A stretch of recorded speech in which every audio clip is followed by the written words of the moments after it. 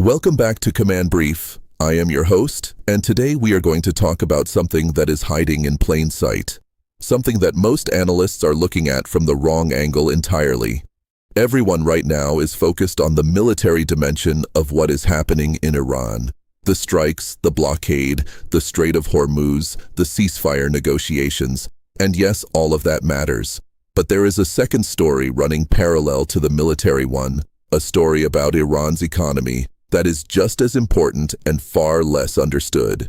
Because what is happening to Iran's economy right now, the closing, the isolation, the internal collapse, is not a new pattern. China has watched this exact pattern before. It watched it in North Korea. It watched it in Russia. It watched it in Cuba.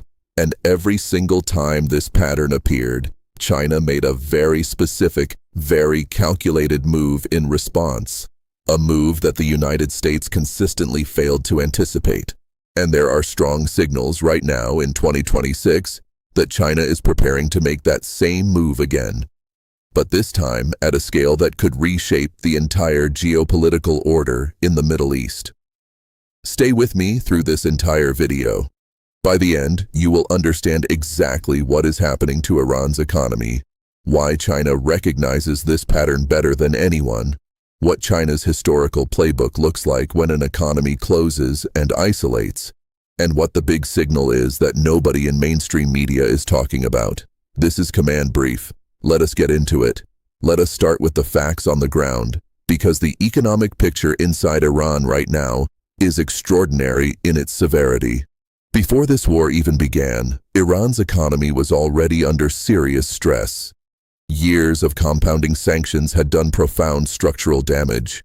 Between 2012 and 2024, Iran's GDP per capita dropped from approximately $8,000 to $5,000.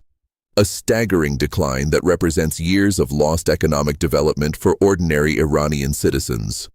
Inflation had been running above 40% annually for an extended period.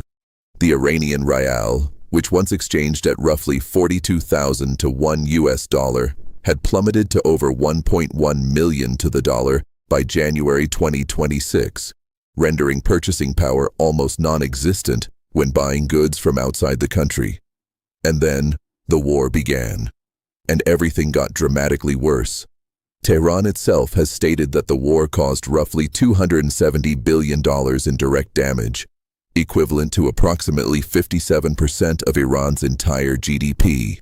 Senior Iranian economic officials have reportedly warned President Pezeshkian that it may take more than a decade to rebuild the war-torn economy. Each additional month that the war continues could set the Iranian economy back by more than 5 years, reflecting the compounding impact on capital stock and productivity. Think about that figure for a moment. Damage equivalent to more than half of the country's entire annual economic output in a matter of weeks. The IMF now estimates that Iran's economy will shrink by 6.1% in 2026, with inflation running at 68.9%. Food inflation had already soared to 64% by October of last year, then accelerated to 105% by February, with bread and cereals up 140%, and oils and fats up 219% in the year through March 2026. The Iranian central bank was forced to issue its largest ever currency denomination, a 10 million rial note, just 1 month after putting the 5 million rial note into circulation. Prices have risen by 6% during the current war phase alone, on top of inflation that was already running near 50% annually before the fighting began. At a recent expert town hall in Washington, D.C., Iranian economist Mohammad Mashinshian made a statement that captures just how severe the situation has become. He said that the economic crisis had reached a point where inflation should be discussed monthly rather than annually. In a best-case scenario involving a comprehensive peace agreement, he estimated inflation could still average at least 5% per month for the rest of 2026. In a scenario of no war but no peace, prices could triple over the year. And in the event of another round of conflict, monthly inflation could exceed 20%, pushing annual price increases toward 500%. 500% annual inflation. Let that number land. Iran has not published official GDP data since 2024, and a widespread internet blackout has made domestic statistics increasingly difficult to verify. But trade figures from Iran's trading partners tell their own story. Exports to Iran have plummeted as the blockade and sanctions combine to strangle the country's access to imported goods. An Iranian official has said the country will face a disaster if sanctions are not lifted, as the biggest industrial plants that power the economy will take months or years to repair. Revenue from oil exports was estimated to be worth at least $30 billion last year. Energy products accounted for roughly 1/4 of government revenue. And now, with both the blockade cutting off oil exports and the infrastructure to export that oil severely damaged, the fiscal situation has become critical. The strategic vulnerability of Iran's sanctions adaptation model has been exposed. Iran's Karg Island, which handles approximately 90% of its crude exports, represents a singular, centralized point of failure. Military planners targeted the island's defensive perimeters and naval infrastructure, while initially sparing the loading jetties, effectively bracketing Iran's primary revenue engine and creating a psychological and logistical blockade. This disruption threatens to remove tens of billions of dollars in annual revenue, creating a fiscal vacuum that legislative sanctions alone could never achieve. Here is the essential picture. Iran's economy is not just under pressure, it is in the process of closing. Closing to foreign trade, closing to international finance, closing to the global economic system. Factories are shutting. Unemployment is rising. The currency is collapsing in real time. The government is struggling to make payroll. And the country is becoming, by every measurable economic indicator, more isolated from the global economy with every passing week. This is an economy closing itself off from the world. And that specific pattern, an economy under sustained pressure from Western sanctions turning inward, becoming isolated, becoming dependent on a small number of alternative partners, is something China has seen before, multiple times. This is the part of today's video that I want you to pay the most careful attention to, because to understand what China is likely to do next with Iran, you need to understand what China has done before when it watched other economies close under Western pressure. The pattern has 3 stages.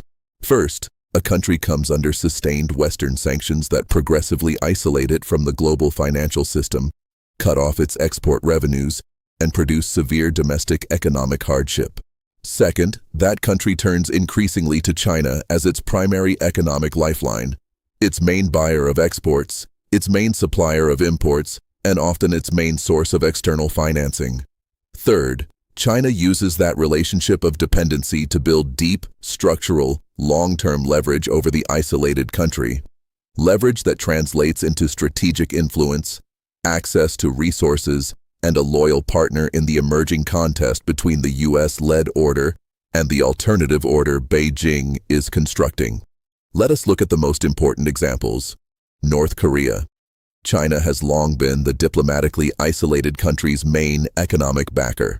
North Korea conducts over 90% of its trade with China, making it one of the most economically dependent states on Earth relative to a single partner. When the United States tightened sanctions on North Korea after its nuclear tests, China did not join the isolation effort in any meaningful practical sense. It maintained trade, provided energy, and kept the Kim regime economically viable. Historically, North Korea has relied on China for its economic survival. North Korea is now closer to China than at any other time since Kim Jong-un took power in 2011.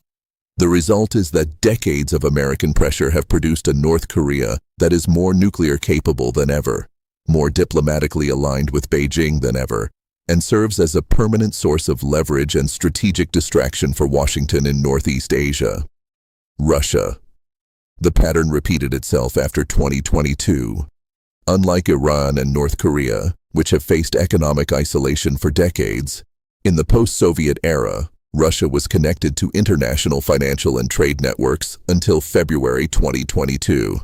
Sweeping multilateral sanctions targeting Russia's financial sector, energy revenues, and ability to procure dual-use technology cut off Russia from large swaths of the global economy nearly overnight. While these restrictions have undermined Russia's ability to fund its war effort, China has given Russia a lifeline and thwarted the effectiveness of the sanctions regime. China is now the top buyer of Russian fossil fuels and a key global supplier to Russia's military. Once again, Western sanctions that were supposed to isolate and weaken an adversary instead pushed that adversary deeper into China's orbit, making Beijing stronger, not weaker, in the process. Cuba, Venezuela, Myanmar. The pattern repeats across different contexts and geographies. When the United States applies sustained economic pressure to a country, China positions itself as the alternative economic partner, the one willing to trade, invest, and engage when the Western-led system closes its doors.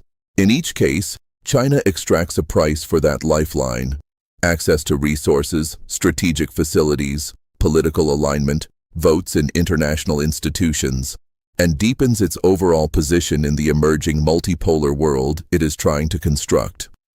By establishing itself as a major trade and investment partner of Iran, Russia, and North Korea, China has become pivotal in enabling these countries to reduce the effectiveness of global economic isolation, facilitating their access to trade with other countries, and limiting the power and effectiveness of the economic isolation toolset, and thereby U.S. policy. This is not charity. This is strategy. China has developed what amounts to a systematic playbook for how to respond when a country's economy closes under Western pressure. And that playbook has worked remarkably well. It has kept North Korea nuclear and aligned with Beijing.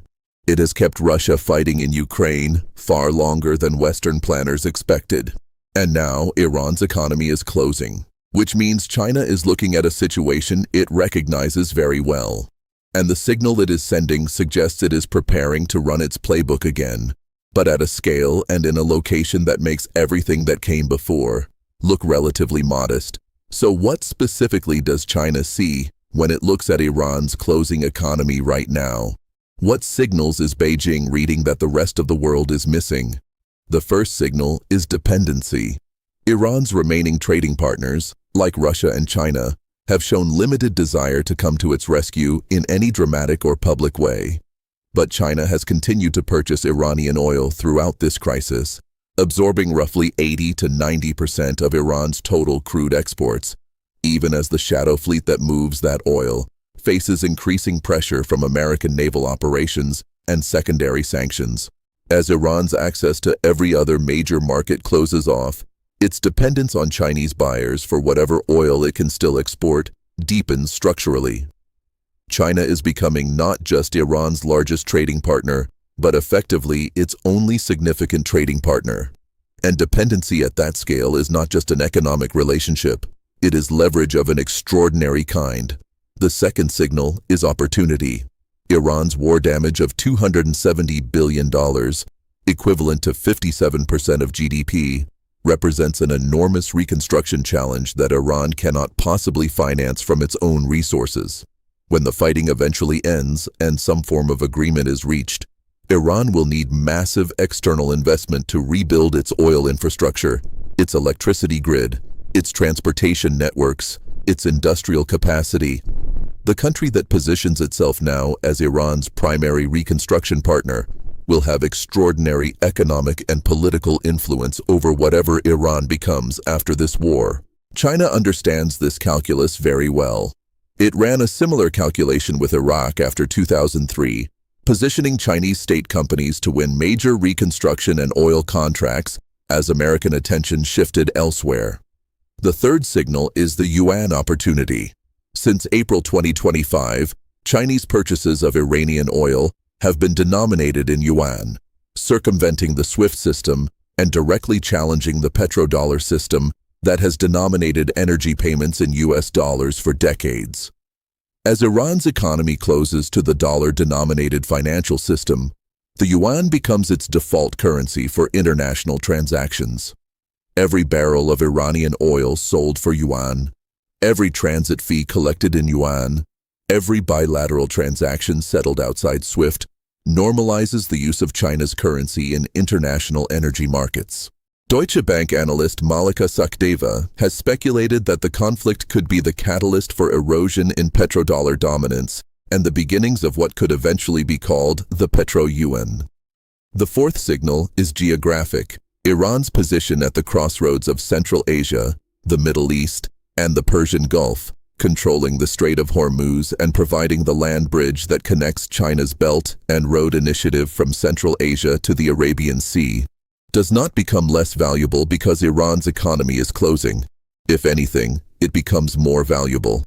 A weakened, economically isolated Iran that is completely dependent on Chinese trade and investment is, from Beijing's perspective, a more controllable partner than a prosperous, independent Iran with multiple outside options. Now we reach the part of this video that the title promises: the big signal. What is China actually preparing to do? The answer is visible in several simultaneous moves that, taken individually, might seem like ordinary diplomatic and economic maneuvering. Taken together, they describe a deliberate, coordinated strategy. Move 1. Positioning for reconstruction. China has invested over $100 billion in energy and infrastructure projects in Iran that could be halted by the fighting or by American sanctions on yuan settlement systems. But China has officially declared itself neutral while simultaneously seeking to maintain relations with potential future governments in Iran. This is the language of a country that is betting on Iran's survival and positioning itself to be the primary reconstruction partner, regardless of which political arrangement emerges from the current conflict. Move 2. Accelerating the Belt and Road Alternative Architecture. President Xi Jinping has vowed to advance the creation of an international port alliance under the Belt and Road Initiative at a time when China confronts mounting challenges to global shipping routes from the Strait of Hormuz to the Panama Canal. Xi is not retreating from the Belt and Road because of the Iran crisis. He is doubling down on it, using the crisis as an argument for why alternative shipping and logistics architecture not dependent on choke points controlled or influenced by the United States, is more necessary than ever. Move 3. Accelerating green energy independence. The impact of the Strait of Hormuz closure has demonstrated that China's priority in developing green hydrogen energy, long-term energy storage, and smart grids in its 15th five-year plan covering 2026 to 2030 is even more urgent than previously understood. Beijing has accelerated a dual-track strategy of multi-source procurement and accelerated green transformation, deliberately broadening its oil and gas import footprint while fast-tracking the development of new energy technologies. China is using the Iran crisis to accelerate its transition away from dependence on any single energy source or route. This is long-term strategic hedging of the highest order. Move 4. Deepening the North Korea and Russia alignment. While managing the Iran situation, China is simultaneously deepening its coordination with Russia and North Korea. In the wake of the Middle East crisis, North Korea's Kim Jong-un appeared intent on demonstrating that North Korea, unlike Iran, possesses credible military deterrence, overseeing missile tests and calling for peace through strength while deepening anti-Western alignment. Beijing is watching how the Iran situation unfolds and drawing lessons about what it means to have or not have a credible nuclear deterrent, lessons that inform its approach to the entire axis of countries it is building relationships with. Move 5. The Yuan Settlement Network. Perhaps the most significant long-term move of all. China is systematically building an alternative financial architecture that allows countries under Western sanctions to conduct international trade outside the dollar-dominated SWIFT system. Iran, Russia, and North Korea are all already using yuan-based settlement mechanisms with China. As more countries are pushed into isolation by American sanctions, each one becomes a new node in the alternative financial network China is constructing. The network grows with every new sanction. This is the paradox at the heart of American sanctions policy that Beijing has identified and is deliberately exploiting. The implications for American strategy are profound and deserve to be stated clearly. The United States has spent decades using economic isolation as one of its primary tools of foreign policy. Sanctions are the instrument of choice precisely because they allow Washington to apply severe pressure without military force. They worked reasonably well when the dollar-dominated financial system had no serious competitors and when no major economy was willing to absorb the political cost of openly defying them. Both of those conditions are now changing. China has demonstrated through North Korea, Russia, and now Iran that it is willing to absorb the political cost of providing economic lifelines to sanctioned countries. And the yuan-based settlement systems that China is building are creating an alternative financial architecture that does not require SWIFT, does not require dollar-denominated transactions, and cannot be shut down by Washington with the stroke of a pen. The combined pressure of the blockade and the threat of sanctions on Chinese banks supporting Iranian oil trade may be dealing a more severe blow to Iran's economy than many anticipated. But the fundamental dynamic that Iran's economic isolation deepens its dependence on China and strengthens Beijing's position remains intact regardless of how severe the short-term economic damage becomes. Experts have noted that Asian economies, including China, Japan, South Korea, and India, are the first major external victims of a prolonged Hormuz crisis because of their heavy dependence on energy flows through the strait. 89 to 90% of North Korea's petroleum and 75% of its natural gas come through the Strait of Hormuz. The same is broadly true for Japan and South Korea. This energy dependence is simultaneously a vulnerability and a motivation. It gives China, Japan, South Korea, and India a shared interest in finding a resolution to the Hormuz crisis that does not simply defer to American demands, and it is creating diplomatic space for alternatives to US-led solutions. The big signal that Iran's closing economy sends is not just about Iran. It is about the viability of American economic coercion as a strategic tool in a world where China is willing and able to provide an alternative. Every time an economy closes under American pressure and China steps in to provide the lifeline, the effectiveness of the American sanction tool diminishes for the next application. The tool works best when it is the only option. China is making sure it is not the only option. Let us bring this together with a clear final assessment for everyone watching Command Brief. Iran's economy is closing. The numbers confirm it beyond any reasonable dispute. Inflation running toward 500% in a worst-case scenario, a currency that has lost the vast majority of its value. GDP damage equivalent to more than half of annual economic output. A government struggling to make payroll. An oil export system under sustained attack. These are the indicators of an economy not just under pressure, but undergoing structural closure from the global system. China has seen this pattern before, in North Korea, in Russia, in Venezuela. And every time it has seen this pattern, it has responded with the same strategic playbook. Provide the economic lifeline, deepen the dependency, extract the long-term leverage, and use the relationship to advance the construction of an alternative international order that reduces American dominance. The big signal that Iran's closing economy sends is that China is now preparing to run this playbook in the most strategically significant location it has ever targeted. Not a small, isolated state on the Korean peninsula. Not a mid-sized regional power in Eastern Europe. But the country that controls the Strait of Hormuz, the single most important energy choke point in the world, sitting at the geographic heart of the Belt and Road Initiative, in a region where American influence has been the dominant force for decades. If China succeeds in positioning itself as Iran's primary reconstruction partner, primary trading partner, and primary financial lifeline in the aftermath of this conflict, it will have achieved something extraordinary. It will have converted the worst regional crisis in decades into a strategic opportunity of historic proportions.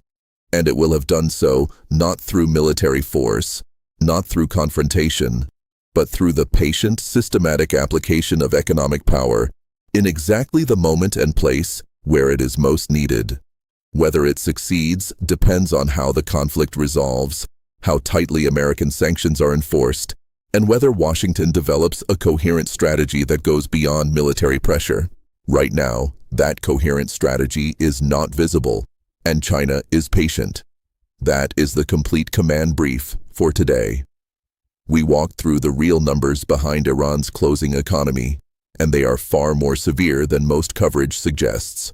We traced China's historical playbook across North Korea, Russia, and other isolated economies, and showed that the pattern is consistent and deliberate. We identified the specific signals China is sending right now that indicate it is preparing to run that playbook in Iran at a scale that could reshape the Middle East. And we explained what that means for the future of American economic coercion as a strategic tool. If this kind of analysis is what brings you to Command Brief, do two things right now. Hit the like button. It takes 1 second and it genuinely helps this channel reach more people who want real, serious geopolitical analysis. And subscribe so you are notified every time we publish. We do the research, we follow the facts, and we give you the full picture every single time. I will see you in the next briefing. Stay informed, stay sharp. This is Command Brief.